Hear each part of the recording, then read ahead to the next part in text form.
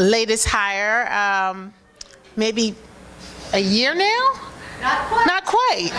Well, because of the process, yeah, it feels like it's a year. But Jessica is also an MFP alum from earlier on, and has a real different path, which she'll share with you from community to academia. And how that shaped her work. And as I said earlier, Mona set it up really nicely because her work is in the area of women and maternal substance use. And she does a lot of research and grant writing and program development. So I'm going to turn it over to Jessica. Thank you. Thank you. I'm very excited to be here. I feel a little nervous actually coming up here. So I just started at Drexel in August and was a former MFP. My path has been fairly non-traditional, whether it be education or my career path, and so I'm happy to also be able to Try that. Okay, are we good now? Yeah. Okay. To be able to kind of share those experiences. When I first got here, I think I kind of walked into the conversation about what's next for you all and what the interview process looks like, and so I was just doing that last year. So I'm happy to share those experiences. Today, what I'm going to talk about is a little bit about gender-specific substance use. And what I'm hoping to do is really kind of buzz through my research a little bit, but show you how I then took that research and was able to develop programs in a nonprofit. And then hopefully also give you a little bit of perspective on some funding for program development. So I have not done research funding like Dr. Middle, who is the expert on that. But my area of interest and what I have really focused on is how can we build programs in the community that are meaningful, that are going to really create change. I do apologize if anyone was at AAMFT this year. Some of this might be a little bit repetitive, but I also wanted to let you know that part of this was my job talk for when I interviewed. So if you will also want to take away anything, it will show you kind of how I frame my research, how I connect it all, that thread that was successful for me. So to begin with, I was in the Community Mental Health Agency for the past 5 years. So it was family-centered, gender-specific, looking at women, children, and families impacted by substance abuse. I think what can be frustrating for me sometimes as a family therapist is I feel like I get pigeonholed into, well, you could come on and be the family therapist, right? And it's like, well, no, I don't want to do that. Like, I love family therapy and I love what I do, but I'm a systemic thinker. We're trained to think systemically. We are trained and we are really well positioned to be in the community. Community problems are very complex. Substance use is a complex problem and it requires a complex solution. And that's looking at it from different systemic perspectives. And so for anyone who's worked in the community or at a nonprofit, you've probably experienced the complexity of it and having to work within multiple systems that are siloed, that are not integrated, that are not talking to each other. And so I think by our training, we're really, really well positioned to do this, and I hope to see more family therapists step into some of these roles.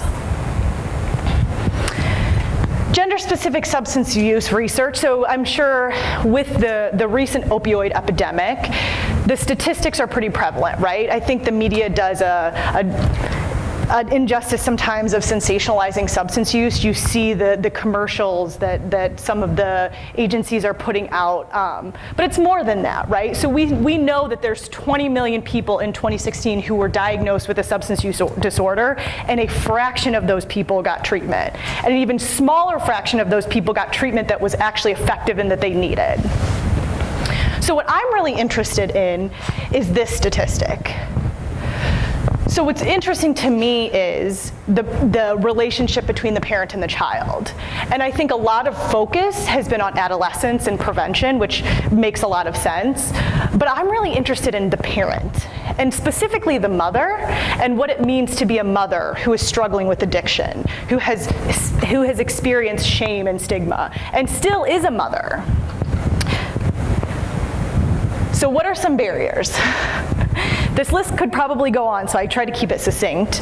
But I think the leg that I really stand on is this idea of inaccessibility to quality services. So we have gender-specific substance use treatment facilities. We have substance use treatment facilities, right? But what's the point of having them if when you step into them, you're not getting the services that you need? You're not getting quality services because of different factors, race, ethnicity, gender, your SES status. And so the overall picture for me and my overall goal and my long-term trajectory is to really try to address how we can create quality access to quality treatment. Another barrier is the exclusion of the family system. And this is a big part of my research in that I think historically we've always had this concept of here's the identified client and let's bring in the family. How can we support the identified client, right? But we're starting to see a shift to true family-centered treatment. It's not just the client who has suffered, right? I know some people are from Ohio State, so Natasha Sleznick studies substance use, and she published an article titled "The Whole Family Suffered, so the whole family needs to recover." And we need to start looking at this as the whole family system. Children need to be in treatment, partners need to be in treatment, anyone who is considered family needs to be in treatment. The next barrier I think that I've run into is the presence of co-occurring disorders and the siloed treatment mechanisms for co-occurring disorders. So the agency that I worked at in St. Louis, Missouri, roughly 80% of the women who came through the door experienced complex trauma. But a very small percent had experienced trauma-informed care. And what is true trauma-informed care? How are we supporting women the instant they step in the door with intake, throughout the whole treatment process, into the recovery support services? I think we're getting there, but I think we still have a long way to go. And then the last part is, I think we had started to talk about, are these contextual factors, right? You cannot expect someone to come to treatment if they don't have a ride, if they don't have childcare, if they don't have housing when they leave treatment. We need to be able to balance all of these different things when we're looking at gender-specific substance use. So how do we address these? Family-centered treatment. So family-centered treatment is widely endorsed by SAMHSA. It actually comes from the substance use world, which is surprising to me because as family therapists, it feels like we should be doing this, right? We should be pushing this agenda along. But true family-centered treatment is looking at prevention, intervention, treatment through recovery support for the whole family. And what we know about family-centered treatment is that it has wonderful outcomes. You can see parenting function, retention, family reunification, just overall better outcomes for women, children, and their families. So, research in community-based settings. Like I said, I was in the community for 5 years. Probably the first 1.5 to 2 years was really just for me to learn and to cultivate relationships and to build trust and to really gain an understanding of what the organization needed. I'm going to focus mostly on my research, but I just want to make sure that you're aware that this wasn't just me being able to walk in and mine the data. This was me being able to sit and talk with clients and clinicians and administrative staff and billing and housing staff about what do we really need? What do the women really need that we're not able to provide? And so from a research perspective, there's kind of 3 ends you can look at. The first one is, what are the standard operating procedures of the organization? What data is already being collected? And how can you use that to align with what the need is? The second one then is, okay, we can introduce new research. We can come in if we've got new ideas, if we've got new things we want to explore, we can take that route.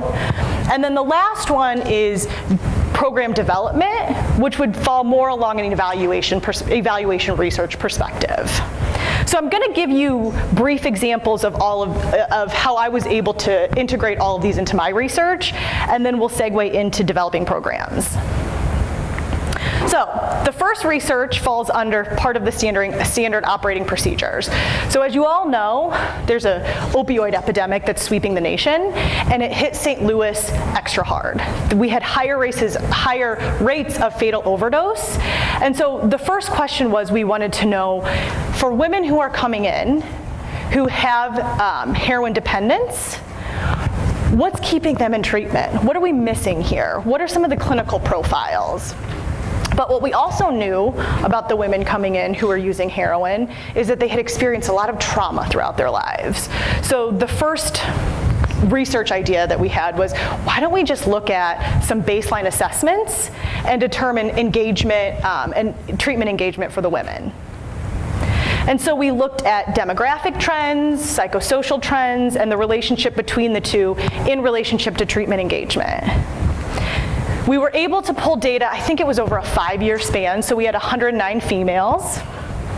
You can see heroin was the primary substance, and this is really reflective of not just this study because this was the inclusion criteria, but in the agency where we worked at, roughly 60 to 65% of the women who came through, heroin was the primary drug of choice, and IV injecting was the administration route.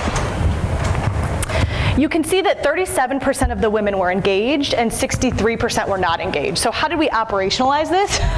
Which is another big task when you're doing community research. So what we knew is roughly 40%, or there's roughly a 40% attrition rate for women who come into substance use treatment in the first 30 days. So we lose about 40% in the first 30 days of treatment, which can be expected, right? It's hard, it's an adjustment, you're withdrawing, you have all of these other things going on. So what we considered engaged in treatment is women who completed the 30-day treatment span and made it to the second level of the second tier of treatment in the organization. So what did we find? We found that women who were stressed about education and employment were less likely to be engaged in treatment. We found that participants who had previous mental health treatment had history of family mental health treatment. Women who were engaged in treatment were more likely to have children in their care versus those who were not. And then lastly, we ran a logistic regression controlling for substance use, previous mental health treatment, previous drug, and education. And we found that women who had children in care were twice as likely to be engaged in treatment. So this was really important for me, not just as a family therapist, but it's just like we just need to know, right? So why is this important? So I love my research, right? This is my research baby. I nurture my research baby. I want it to grow. I want it to prosper. But if I were to ask you, and I were to take a poll and say, so how many of you in here would think that if you were stressed out about your job, you wouldn't remain in substance use treatment? I feel like you probably all know the answer, right? This isn't so groundbreaking, but I think what you can do with it is. So what we know is this increased perceived discrimination for employment is a huge barrier for women in substance use treatment. So what we did is we took our data and we rolled it into a $10,000 grant to build a computer lab at the organization. So our computer lab was every Friday, I rolled 10 laptop computers to a room, I plugged them all in, we hooked it up to a printer, and they learned skills for employment. They also had time to do resumes and apply for jobs, right? And have access. And then from that program, we took the data and we secured another $10,000 to have a GED, or in Missouri they call it the HiSET. So they could obtain a GED or HiSET equivalent. So again, I think it's really important to consider what research you can do, but then also what can you do with it? How can you make it meaningful? The other thing that was really interesting of this study to me and to the research team was the role of mother and the role of caregiver. So this is very controversial in the substance use world. Do mothers, or should mothers, be able to bring children into treatment? And you'll find people on both sides of the spectrum. Should children go to kinship care, or should they be able to come into treatment? And so what we wanted to know based on this research was, what are some of these nuances? So I was lucky enough to work in an organization that really supported true family-centered care, and that mothers could bring children into residential treatment with them. So we did a follow-up study. So this is an example of new off-the-ground research that we're doing. We interviewed 10 women who were enrolled in residential treatment and who had their children with them at the time. And so we asked them 3 questions. What is your experience of motherhood and addiction? What is your experience of motherhood and treatment? And then as treatment providers, what do we need to know? And from this, we caught some themes, some sub-themes, but I think what was most important to me is this concept of when a woman or a mother comes into treatment, a lot of the times she's stripped of that identity of being a mother. And when we take her child away, we reinforce that. And so time and time again, the women, the 10 women, I believe almost all of them, if not all of them, had talked about, I wouldn't come to treatment if I couldn't bring my child. The other thing that came up that was really interesting was I didn't know that my child needed some of the services that were there. So I didn't know that my child necessarily needed therapy. I didn't know that we needed to sit down and talk about these things. But what I did know is whether my addiction is there or not, I'm still a parent, and being able to bring my child into treatment allowed me to maintain that, and that was very, very important. So we do this, we kind of wrap it up. We look at one more study, looking at pregnant and postpartum women. So maintaining this theme of parenting and motherhood, the organization that I was at got a grant funded by the Administration for Children and Families, and it was a Family Connection grant. So it was 3 years to provide comprehensive integrated services to pregnant and postpartum women entering residential treatment. So our sample, this was over 3 years the program ran, and then we are now just starting to look at the data from it. So we had 71 pregnant women entering the treatment facility. 62% of the women were African American. The primary drug, again, was heroin, and so this meant that the part of the programming that was required is the women had to go to the methadone clinic daily, which through the FEP project was a possibility. A lot of the women also had multiple children, right? So we are looking at women who this is not their first time in motherhood. So what we looked at was parenting self-efficacy and family empowerment. Parenting self-efficacy is defined by your confidence in carrying out your day-to-day parenting skills or your tasks.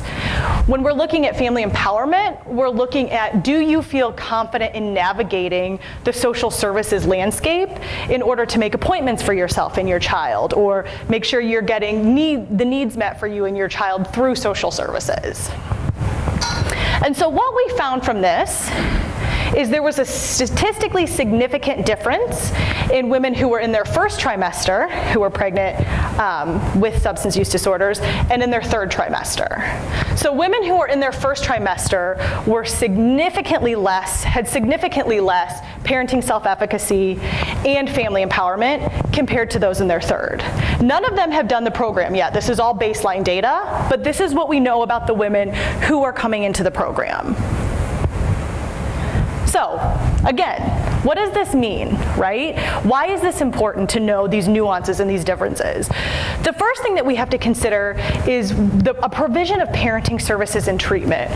Maybe we need to think about being able to provide women who are in their first trimester a support group the instant they come to treatment, right? Maybe they need to have something, additional support to boost self-confidence and to learn how to navigate the social services systems. The other part of this, too, is these interdisciplinary antenatal services. So the new kind of wave of social services is integrated care, right? Integrated, coordinated services. And so from this, we do our research, we kind of sit with it for a little bit. What do you do with this again? For us, it was, we have to change programming, and we need funding to change programming. So we submitted to a SAMHSA Pregnant and Postpartum Women grant, and included things like having a doula the instant a woman comes into the program. So she has support, and she can learn how to navigate some of these complex systems from the instant she comes in through her birth. Because another thing that we were finding is quite a few of our women were giving birth alone. And so having a doula to be there to support. We also changed some of the parenting programs to address additional barriers to navigating social services. Okay, so there's more research that can always be done from this. But my question is always, so what? What are we doing this research for? I know that I want to publish. I want to publish because I want to keep my job. But what's it mean? How can I make this meaningful? And again, for me and what I do and what makes the most sense is how can we change the landscape of programming to be meaningful? So how can we connect this research that we do, these needs that we find, and build programs that for me, women, children, and families can step into and say, this helped, this really worked. So some things I just want you to think about, as I hope that you are able to take some things away, is thinking about if you have any experience in program development, implementing community-based programs. Is anyone interested in it? Any questions about it? So we can just do just a quick touch base if any brave souls. Mm-hmm. I'm just curious if any part of like the studies that included anything about father involvement, particularly, as we were talking about appropriate Family, sure. So there is an agency in St. Louis called the Father Support Center that was kind of always the parallel to what we were doing, and we would certainly pull them in on programs. Did it matter if they were either in recovery themselves or in treatment themselves or struggling with substance abuse issues? The partners? The partners, yeah. Did it matter in terms of... If you would pull them in or not? Oh, so most of the fathers at the Father Recovery Support Center were in recovery, but part of the nature of substance use is the relapse recovery cycle. And so I think one thing that was unique and that was nice about this organization is like relapse is bound to happen. And so we can't be kicking people out of programs for that. It's not punitive. We need to be including them. And so they really stuck to that model. Cool. Thanks. Does anyone in here have experience doing program development or implementing? Mm-hmm. Yeah, so I work with low-income Latino immigrant populations in Southwest Detroit, and so we implemented, my then advisor, he left the university, but we're still doing waitlist control trials for PMTO, Parent Management Training Program, and it's culturally adapted for Latino immigrant families. Nice. So what I'm doing for my dissertation is sort of I'm adding onto it because our parents have asked for it. So we do like some supervision about once they finish the program, how to continue to supervise and monitor their behavior. But as the kids get older, they want to know, well, how do we talk about drugs and sex? And sex education and culturally informed sex education is sort of where I want to put my niche in. And so that's kind of the next step in how do we.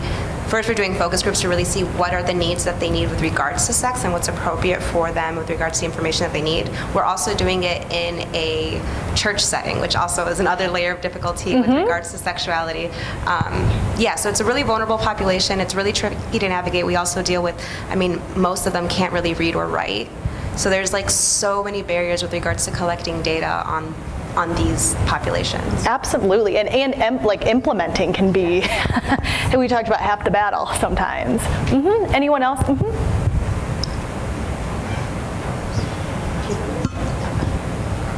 So between my master's and PhD, I took about 4 years off, and all of that work was like community-based, community mental health facilities. But the majority of that time was working in the central region of Mississippi with families involved with defects. And so it was family preservation, reunification, working with parents. It was mainly like life skills and parent training, just extremely hands-on about this is how you properly supervise your children, and this is what a proper diet needs to look like. So absolutely. And it's so, and I'm glad because I would love to be able to hear some of the, if you all experience some of the challenges of not only program development, but implementation and evaluation. Right? Like and I always say, getting the money is half the battle. Keeping the money and sustaining the program is the other half of the battle, right? And so absolutely, and I think one thing too, so for those of you who aren't maybe doing as much in the community or aren't able to or aren't interested, I think another perspective that has been useful to me when I was interviewing is every program or majority of the programs all have training clinics. And so if you're not interested in developing in the community, there's always opportunity to develop programs and training clinics. And I think when you interview and step into that, ears start to perk up as you start to say like, well, what if we could adapt some of the parenting and bring it to the clinic? What would that look like? And this is how I would be able to do it. Sorry. Because while you were talking about this, I had an experience in my master's program where I was involved with a model program at the University of Alabama that was maximizing potential through academics, community, and treatment. And basically, it was an outpatient substance abuse program for students on campus, and it was multi-leveled, all the way from like motivational interviewing sessions to a full-on campus drug court. And they're not doing any research on it, and I really want to like pursue that in other places, but that is like a really difficult thing to get started. Where do you start? Yeah, where do you start? Is it externally funded? So it's actually funded through the university because of the campus drug court is all students that would have done something that would have normally gotten them expelled from the university, and so they kind of made it as like a justification of like, hey, this is a lot of tuition dollars that we're saving you that you're still getting by these students being in this program. Sure, it's cost effective. Right. So I think as I go through, so I'm going to present a program that I developed and walked through it, and then at the end I have, so if you were going to do it, where would you start and what would it look like? And I think that will kind of guide you through where you start, right? Because again, complex problems, complex solutions, and I think especially for me in the substance abuse world, it's like, where do you start? You could start pretty much anywhere, and it feels overwhelming, right? Yeah, so right now I'm part of a SAMHSA grant where we're implementing and training SBIRT, which is Screen Brief Intervention Referral to Treatment, to 4 different universities in the area around Blacksburg. And we're coming into problems where faculty don't have buy-in into the training. And so the program eval piece of, we're expecting them to do this training, but they have stigma around substance use. I mean, I did a training, gave a presentation, and the faculty member came up to me after and was like, oh, my meth head stepmom. I was like, did you learn nothing from this substance use training? Like, Yeah. so there's still that stigma around like substance use, substance misuse, and with program eval and you think working with other universities it would be easy, buy-in would be there, but it's not. We have to pull teeth to collect data and pieces like that. Well, and I think you kind of are speaking to 2 things, right? So we were talking about implementation and like, what's the golden nugget here? And what's the secret? So there was a woman or a professor in Michigan, and she came down to Washington University in St. Louis and gave this speech about her whole research agenda is implementation science. And so I was so excited. I get in there, and then they were like, oh, you could do these one-on-one sessions. And so I have my notes, and I'm ready, and I'm always wound tight to begin with. So I get in, and I'm like, we're gonna do this, and what's the secret? And I was like, half of the battle is not just for like faculty buy-in, but like I can develop the greatest program in my mind, right? And it's gonna reach the masses, and it's gonna be great. But if I don't have staff buy-in, it's nothing. And so how do I cultivate these relationships, and how do I get the staff as excited? And essentially she was like, I don't know, right? Like there's no magic pill for this, but it's a struggle, and I think implementation scientists, and I would not consider myself to be implementation, I'm much more developmental, but I think for me what it has been is it was very crucial for me to just sit and listen for like the 2 years that I was in there, and throughout the research process, right? So I would say, look, what if we did this parenting program and we tried this and we brought these people in, what do you all think? And it was like, you know what, I already have 50 people on my caseload, so the last thing I'm gonna do is any extra work, and I have to respect and honor that, because it's not fair, right? If I'm coming from a socially just place, who am I to be able to do that? And so I think that's half the battle, is implementation and getting buy-in, and especially around addiction, I think it can really be difficult. But I think the other frustration that I run into as a family therapist is the representation of substance use in our literature. I think that we have a lot in not a lot, but I think there's representation from like adolescents. But what about parents? What about intergenerational substance use, intergenerational trauma? Where is the representation? And so I'm hoping that we can all make efforts to start to change that narrative. Any other questions or? Okay. So we're developing a program. We've identified a need, and we've done that because we've done research. So we know that the need in our organization really revolves around parenting, how we are doing parenting education, what kind of groups are available, when are they available, what are our outcomes for that. We've developed a trajectory for change. We've included stakeholders, staff input,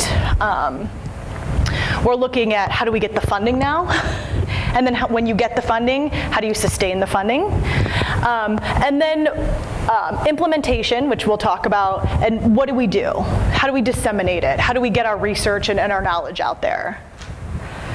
I have, my experience over the past few years has really been program development and dissemination across these 3 domains. So I've really focused on women, children and adolescent, and pregnant postpartum women. And it's really been I don't have a theme of programs that I've developed. It's really been whatever the need of the organization is. So we needed medication-assisted treatment on site. We needed a specialized programming track for incarcerated women who could have free legal services.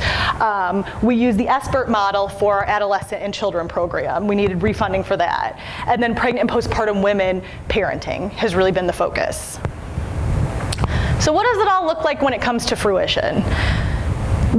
One initiative in St. Louis that's really big right now and really meaningful is there's a big push for infant mortality reduction. And so the Missouri Foundation for Health put out a call to have a 2-year funding period for how can we as a community start to address some of these health disparities in infant mortality, and how can we start to look at the reduction. And so the community organization in St. Louis partnered with Johns Hopkins Center for American Indian Health, and we were funded at $74,000, and this was for 1 year. So this is also a good lesson on how you can stretch a penny to the thinnest, most ultimate, whatever you can get out of it. I can do that. I think that's probably a talent I should have put on my CV. So for $74,000, we essentially got 2 part-time parenting educators for the program, and then the Family Spirit curriculum. But what was really difficult about thinking about a parenting education program is what's going to be the staple? What's going to be the program that's going to really create a difference? And what do I need to be thinking about? So I know that I have a need. I have a great alignment with the funder, and we'll talk a little bit more about that because that is so key when you're looking at getting funding. But how is this program going to be culturally tailored? So when I was looking for an evidence-based practice, because again, if you're looking for funding, you're always throwing in evidence-based practices, I needed something that was really culturally appropriate. And so when I had reached out to Johns Hopkins initially, I had said, I know that your program was developed for American Indians living in the United States, and that is not the population we serve. 60% of our women are African American. Roughly, I would say 39% are Caucasian, and then we have 1%-ish of biracial. And so I don't know how this is going to translate. And one really great thing about this program is they were really willing to work with us, because I wanted to be able to make sure that we were implementing this to fidelity, but that we were also being culturally sensitive, right? The primary drug of abuse in our population of focus was different than in the population that this was developed for. So we needed to be sensitive to that. Our women were largely single mothers who had multiple children. So I needed an evidence-based practice that was appropriate. Our women also matriculate through the program very quickly. So we might only see them 1 or 2 times. I cannot have an intervention that is a closed group for 8 weeks. It will not reach the masses, and it will not be effective. And so the nice part about the Family Spirit program is it ticked off all these boxes. And they were willing to work with us to say, when you have conversations around certain values and traditions in the culture, talk to us about what those are, and we will actually change the manual so it's more appropriate to you all. And so that was really, finding a partner who's supportive was so very refreshing. And so our Family Spirit program, I think there's 63 modules. You don't have to put them in any consecutive order.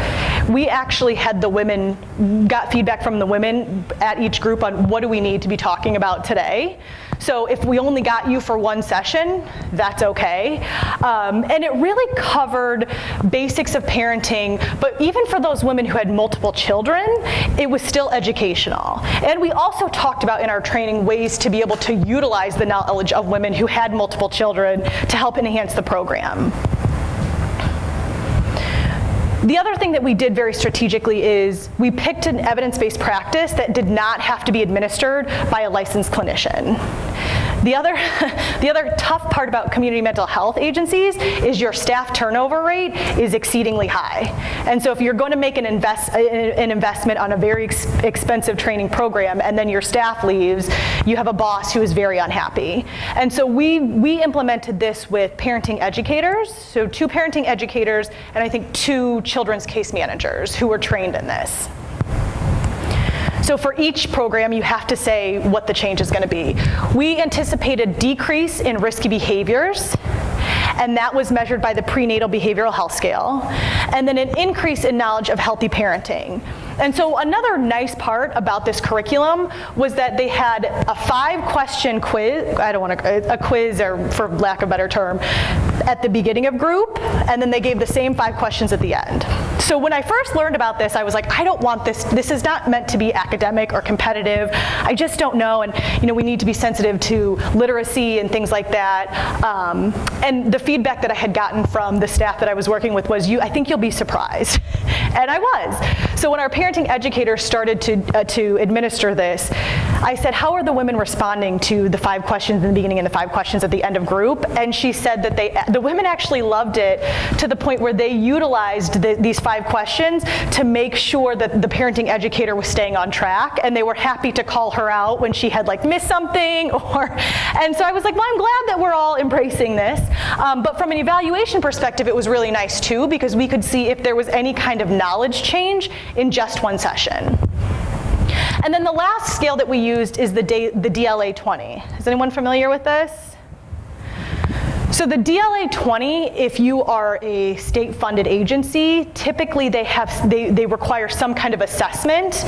So you do it at baseline and every 30 days to say, look, the individuals or clients enrolled in our program are showing change on this level. And so the DLA-20 is widely used in community agencies.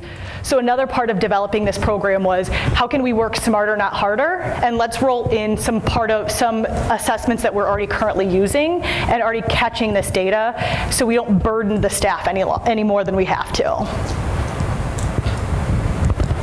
So, what did we see? So, this program, we implemented the Family Spirit curriculum